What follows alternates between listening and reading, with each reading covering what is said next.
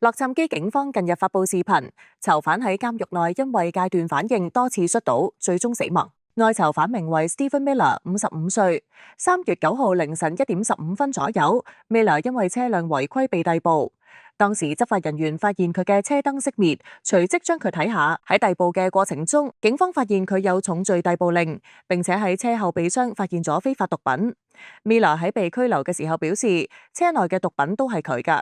警方隨後將佢送往監獄。約16個鐘頭之後，Miller 向醫務人員透露佢係海洛因使用者，並正喺度經歷戒斷反應。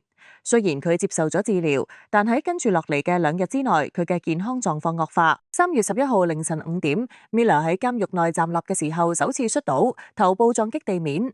儘管佢試圖企起，但係好快再次倒低，最終喺摔倒之後失去意識。救護人員趕到現場嘅時候，Miller 已經冇反應，不治身亡。目前洛杉磯縣法醫部門已經介入調查，警方表示案件仍然喺進一步調查中。天下衛視記者編輯報道。